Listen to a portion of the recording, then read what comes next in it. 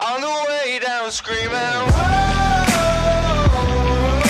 before we have this time, then we'll be alright. So the last round of the 2015 season is here, and we are about to head off to Suzuka for the Japanese Grand Prix. First of all though, before we head into the final practice session of the season, well, I'll do the same as I have done in the last few races with a bit of music in the background, linking that in the description to that tune. Just check out how close the Drivers' Championship is. 3 points separates myself from Rosberg, and a win would guarantee the title to me no matter where Rosberg finishes. Let's check out the rest of the point scoring situations. So these are the point scoring situations, guys. I'm going to whiz through this before we get into the practice session. So as Rosberg is ahead of us currently in the standings by 3 points, if he finishes above me in the race, he wins the title. It's kind of obvious that. Then if we move on to the other situations, so if we finish first, we get 25 points, and we currently have a total of 200, so that would take us up to 225. That means even if Rosberg finishes second and gets 18 points, he'd only be at 221 because he's currently got 203 points. So it doesn't matter where he finishes if we win. If we come in second, that's 18 points, so we'd be on 218. That means Rosberg would have to finish fourth, which is 12 points, and that would take him to 215. Now, third place is 15 points, but if he comes there, it will go down to the number of race victories, and he has won more races than myself, so he would actually win the title then. Then third place for us would give us 15 points. He'll be on 215. He'd have to finish fifth for us to win the title, get 10 points to 213. Fourth place, 12 points, 212 points for us. He'd have to finish sixth, where he'd get 8 points and go up to 211. If we finished in fifth place, we'd get 10 points, we'd be on 210. He'd have to finish in seventh place, which would give him 6 points, he'd be on 209. Sixth place, we get 8 points, 208. You can kind of guess what's coming up. He'd have to finish 8th, which would give him 4 points. He'd get 207. If we finish 7th, then we get 6 points. We'd be on 206. That means Rosberg would have to finish 9th, which would give him 2 points and be on 205. And if we finish 8th, we would get 4 points. Takes us to 204. That means Rosberg would have to finish outside the points, because 10th place is 1 point, which would mean he would win the title then. So he'd have to finish 11th from below, which is no points, and he'd be on 203. So those are the point scoring situations for this race. Keep those in your mind when we go into the actual race. But for now, we're going to see the practice session. I'm going to have music in the background. I'm going to fast forward through it. There'll be a link in the description to all the music featured in this video. And yeah, I'll chat to you after the practice session. We're back at one of the oldest and one of the best racing tracks on the Formula One calendar. Welcome to Suzuka, where the practice session is just about to start. As we approach the end of the season, the teams will be keeping a close eye on the constructors' table. Every point the drivers can get is really important for the teams at this stage. Yes, definitely. Every position you climb in the championship has a financial gain come the end of the season. So the difference between finishing third or fourth is well worth fighting for right up until the last race. One of the more intimidating corners on any Formula One track is the legendary 130R. Whilst unusual, the name actually comes from the original design of the corner, a 130-metre radius turn starting just past the track crossover. Over the years, due to several severe accidents, the corner's been redesigned to create a straighter entry and creating what is now a double apex left-handed corner. Despite the changes, this is still one of the most exhilarating corners that drivers in F1 have to take. It's not normally considered an overtaking spot, but this is the scene of one of Fernando Alonso's most famous manoeuvres, when in 2005 he passed Michael Schumacher's Ferrari around the outside.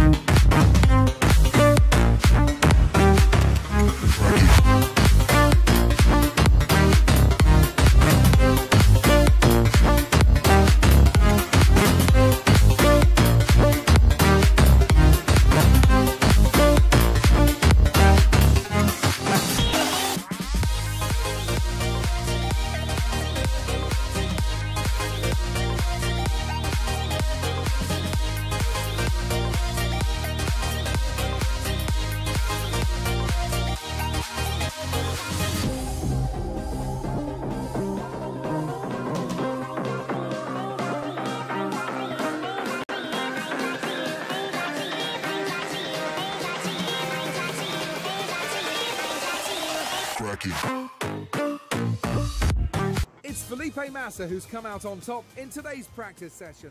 We look forward to seeing how he gets on now in qualifying tomorrow. So that's the practice session over and done with, guys. Hope you enjoyed that sort of sped up version. We'll probably continue that in F1 2016 when I upload a video on that.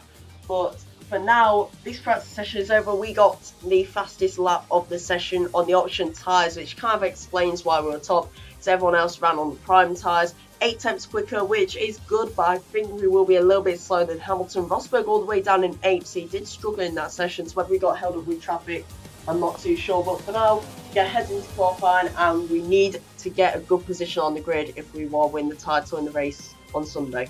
Welcome to the only figure of 8 track on the F1 calendar. We're here at Suzuka for qualifying today ahead of the Japanese Grand Prix. I'm expecting a strong showing here today from the Red Bull team. They really love this classic track and have had so much success at Suzuka over the years. I think this could be a showdown between the Mercedes and Red Bulls today. The Red Bull team have enjoyed incredible success here over the years, but the Mercedes package could be too much for the Milton Keynes-based team. Hop straight into qualifying, and it's already over. We haven't actually set a lap time yet, so we have to get this lap time right as we overtake Button through 130R, and now we're right up behind our teammate Bottas. Hopefully he won't hold us up too much. We might get a little bit of slipstream from him actually. We're coming up to the line now. This is our one and only lap in practice, and we get P3 with that lap time. So absolutely brilliant lap, and we'll just have to see who we're actually behind on the grid here. But I reckon Rosberg will be in the top 2 positions because he's in the Mercedes. But oh well, pretty good qualifying for us there, 1 lap. Today was Nico Rosberg's day after a frantic final few minutes in qualifying. It was he who came out on top. Well, he's got to be pleased with that. He's worked hard for it and deserves the result. He'll now turn his sights to tomorrow for what should be a very exciting race. And despite us having a really good 1 lap in that session, we were right. Rosberg gets the fastest lap of the session. We were half a second off him with our teammate Bottas in 6th. Very good qualifying for Sergio Perez. Noticed him there in 7th place and Grosjean in 9th as well. So good session for them. As the rest of the field, Raikkonen second, who doesn't tend to have brilliant starts. We'll have to watch out how slow he is off the grid. Rosberg on pole, Hamilton 5th, Vettel 4th, and as I've said, teammate Boss 6th. So 3rd place is a good place to be. We just need to make sure we win this race, and then we've definitely won the title. So let's head into the Japanese Grand Prix, the final round of the season. We're at the classic and much loved Suzuka circuit for today's race. This fabulous track has been the scene of some of Formula One's greatest Grand Prix, and we're hoping today is going to be another one of them. Nico Rosberg will want his good fortune to continue on from yesterday's qualifying. He starts the race in P1 and has even said he's expecting to take the checkered flag first. You wouldn't want to bet against him doing just that. He'll want to end this weekend on a high after yesterday's fantastic performance, but he's going to have a lot of competition. I doubt he'll be expecting an easy race, especially considering the teams around him. The Mexican fans were in strong voice after Sergio Perez's performance last time out. The Force India man put in his best display of the season so far to help his positioning in the driver's standings. Sergio had a great weekend and really got dialed into the track. It's the most planted I've seen that car look all season as well, and Sergio's always light on his tyres, which really worked in his favour. So here we are on the grid for the Japanese Grand Prix. As you can see, it is going to be a 3-stop race, and we're going to start off on the options, then pit for options twice, and then the final pit stop will be primes. I'll probably swap around the options and the primes so we end on the faster tyre. But for now, let's head to the grid and hopefully we'll get a nice victory here. So we wait for 5 red lights for the final time in this 2015 season.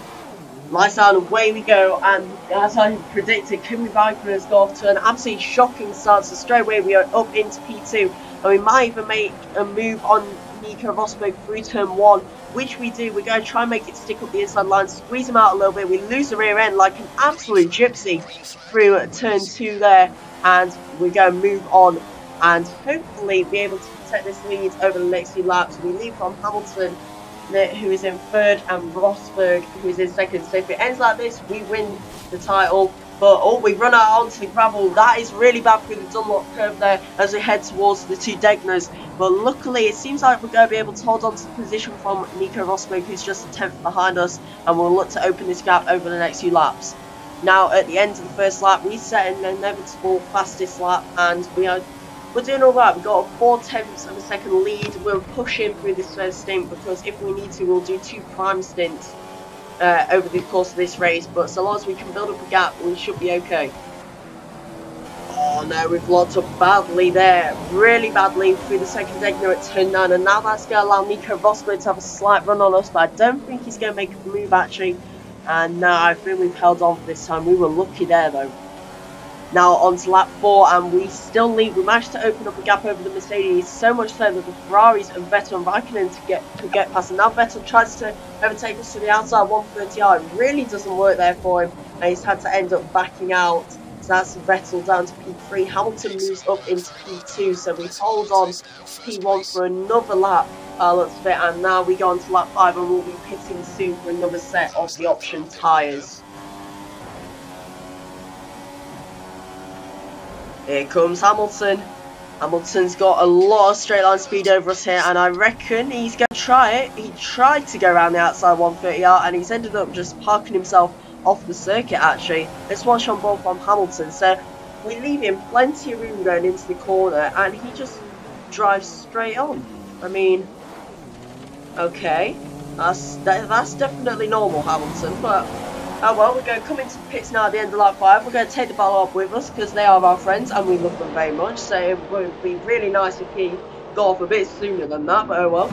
Now into the pits, we swap for another set of option tyres. Very, very quick pit stop there from the Williams team. They obviously know how much pressure this race is on us. 2.3 seconds, absolutely lightning there. But now we're moving down the order. We're outside the top 10 as it stands. We're down to P13. I think this is where we're going to be out now. So out onto the track we go, P13, and now we have some ground to make up nice and quickly. Roberto Merri is in P14 at the moment. That would be a bigger story than us winning the tyres. We now come to lap 7. People are in the pit lane. We move up into the top 10 again. And who's this coming out of the pits? This is Sebastian Vettel. So our undercut has worked absolutely perfectly there, where we have still come out in front of the Ferrari and Sebastian Vettel. And now that is absolutely perfect. He was P2 when we came into the pits. So we are now in effective P1 of this race as we now go to overtake Max Verstappen to move up into P6. There was, I think that was Hamilton coming out of the pit lane actually. Yeah, there. So we've jumped him as well, and we're up into P4 with Daniel Kvyat, the winner from Hungary, in P3 at the moment. Now on to lap 8, and here is Daniel Kvyat, and we're going to move up his inside through turns 16 and 17, and we get a perfect exit as well, so we're now up into P3, but I don't think that's going to be it. I think Daniel Kvyat might actually try and have another go at us here, so set the fastest off the race, move up into P2, and actually now into P1 after Hamilton made his pit stop. So that was actually Rosberg who came out in front, but now on lap 11 nothing much really happened. We made sure we kept the gap to Rosberg and Vettel behind us, which we have successfully done. They are about the second behind us, and now we pull into the pits. You saw me there set the prime tyres to this pit stop, so we're going to the prime stint second of all, which will then take us to probably about lap 20, maybe lap 21, 22. We'll pit then and put on the options until the end. Hopefully we'll make these last as long as we can without losing too much time, because then we'll be able to completely push on the last laps on some option tyres, which will be a heck of a lot quicker. So another really quick pit stop from the Williams crew there. They are so consistent with their pit stops, and we're going to rejoin on the grid in P6 at the moment. So that's a pretty good pit stop, and no traffic ahead of us. Nice clear track to race on. Now on to lap 15, and Rosberg and the rest of them have all made their pit stops, and Ross is actually trying to make a move into the hairpin at turn 11. He doesn't manage to make it stick. We nudge him out wide, but he's still there. Nico Rosberg's still there on our inside now, which will soon turn to the outside when we get to the spoon curve at turns 13 and then 14. We try and edge him out wide, which we successfully do. We come back out on the track, and I think we've actually just spun Sebastian Vettel, which is a bit... I'm not sure whether that was actually my fault. We're going to watch a replay now. First of all, on board with Rosberg, he gets the back of the two. He actually got hit by Kimi Raikkonen as he tried to rejoin on the track, and we see Sebastian Vettel. To be honest, I think that's more of a racing incident. We had to come back on track, and he didn't give us the room, and that's just what happened. But now we come back on board with us, still on the same lap, and Raikkonen's got through, but we're going to dive up his inside through 130R. Absolutely incredible move there, and that moves us back up into P3. Now on to lap 17, we're back in P1 as Hamilton and Ricciardo both made their pit stops, but here comes Kimi Raikkonen and now Nico Rosberg both going for lap 18 as we are on the slower prime tyres, and we managed to get back past Nico Rosberg, but I don't think we're going to be able to make it on Kimi Raikkonen, which I think this is probably the most crucial part of the race for us. We need to keep position over these guys, and we need to get past Raikkonen if we're to win this championship, because as it stands, we will lose out. We're now on lap 21, we pull into the pit lane, we're down into P3 at the moment with Hamilton and Ricciardo leading. Raikkonen and Rosberg have already made their pit stops. They're out on the prime tyres at the moment. You'll see that they're probably going to overtake us because they were able to push earlier on prime tyres, on newer prime tyres than we were on. So 2.4 second pit stop, still good. There goes Kimi Raikkonen. Sebastian Vettel, I think, has pulled into the pits behind us. Yes, he has, because there goes Nico Rosberg. So we're coming out in P6 at the moment behind Rosberg, which will mean we will lose the championship. So we have to get past him within the last 5 laps, and we have to get up to probably P4 or P3 to be certain that we can win this title. Now lap 23, and who's this in front? Oh no, this is not what we wanted. So Lewis Hamilton has come out in front of us. Here's obviously Rosberg's teammate, and he will be doing his almighty best to keep us behind to help out his teammate, because that will help give him a really good position within his team. And now we have to get past him and Rosberg to win this title. This does not help one bit. But later on lap 23, we dive up his inside into the hairpin at turn 11. Our newer, more grippy option tyres really helping him there, but he's actually caught himself on our back tyre, which is a bit dumb of Hamilton to try and keep his nose in there. But we are now up to P5 as Jeff tells us there, and right in front of us, first of all, we have Roberto Merri. But then Nico Rosberg as he cuts lap 24, and Hamilton again has put his nose in, and this time he's come off for worse here, and he's now in the barrier by the looks of it. We've had on board with him here. He tries to dive up our inside. We do close the door, but we still leave him room, and he smashes his front wing off, and that is the end of Hamilton's race. Bit of an unfortunate way for his season to end, but still he shouldn't have stuck his nose in. But now later on lap 24, and we are coming through Spoon again. There's Nico Rosberg just a corner ahead of us, about 2 seconds up the road. Now across the line to set the fastest lap, 1:37.7, and we are 1.5 seconds down with 3 laps to go. We have to overtake 2 more cars if we are to win this race. And now here, Sebastian Vettel and Nico Rosberg are battling, and this is not what we want, because Nico Rosberg has managed to get through past his fellow German, who probably have also been helping him out. So we have to get now. Rosberg is up into P2. We have to win this race if we want to win the title, and we only have 2 laps to do it in. This is going to be difficult. Now on lap 25, we're right up behind Sebastian Vettel. Later on that very same lap, he goes slow into the core, locks up a little bit on his older, slower prime tyres, and now we move up into P3. So next up, it's Nico Rosberg, and we have to get past him and then move on to Raikkonen as soon as we can, because Raikkonen is about 3 seconds up the road as he cut later on that lap. We get great slipstream on Rosberg, dive up his insides into 130R, and that is us up into P2. And next up is Kimi Raikkonen, who is just there. You've just seen him go through the next corner. He's probably about 2 seconds ahead of us, and we only have 2 laps to close the gap and overtake him. So we have to do some of our best driving of this whole season. As we said, another fastest lap, a 1:36.7, almost a second faster than the last lap. So we are really on the pace here. So we now come to lap 27, the last lap. We try and go around the outside Raikkonen. We managed to close the gap in that last lap, so so much quicker on these option tyres. But we're right behind Kimi Raikkonen now. We're going to stay on board for the rest of this final lap, and we need to negotiate this back marker just in front of us. That's Carlos Sainz right in front of us. We have to negotiate him as well as get past Kimi Raikkonen. We need Sainz to really hold up Raikkonen if he can through here. We are keeping an eye on the fuel as well. We only have plus 0.5 fuel, which is probably about half a lap extra than we need. So we need to try and burn this at the same time as Sainz tries to move out the way. Hopefully he's not going to delay us too much. Raikkonen goes really slowly into the hairpin there. We almost completely took him out as we hit his side pod again. A little bit of wheel spin and losing the rear end out of the core there, but we get a warning for a collision with him, but thankfully no penalty there. And now going into Spoon, we go to try and get the best run out of here possible to get slipstream. We don't bother about overtaking him through the second part of Spoon. We just need to get a perfect run out of this core, which we do. We lose the rear end a little bit though, which isn't going to help us, but Mercedes OP engine should help us close up to the back of them. We use slipstream, we go for a move, I'd say up the inside through 130R. We've done that move so many times today, we made it work yet again. And that is us up into P1. We are going to win this title so long as we hang it through the final 2 corners. That is us go win our first ever title on F1 on my YouTube channel. And we won. We win the title in incredible style. 2 wins in the road to end the season. And there we are on the top step of the podium. Felipe Massa is a world champion. Williams are world champions yet again. That car has guided us to absolute glory. And that becomes one of the scenes of 2015. What a way to end the season, guys. Absolutely incredible. And wow. What a race to end it with as well. Absolutely incredible scenes. Unbelievable scenes. And we are the World Drivers' Champion of 2015. It's a win for Felipe Massa after another sublime performance by the Brazilian driver brought home the Williams in first place. You can't fault their commitment today. They really pushed hard and were rewarded with a race win. Fantastic achievement. After all this drama, you'd be mad not to join us for the next race. We hope to see you then. Take care.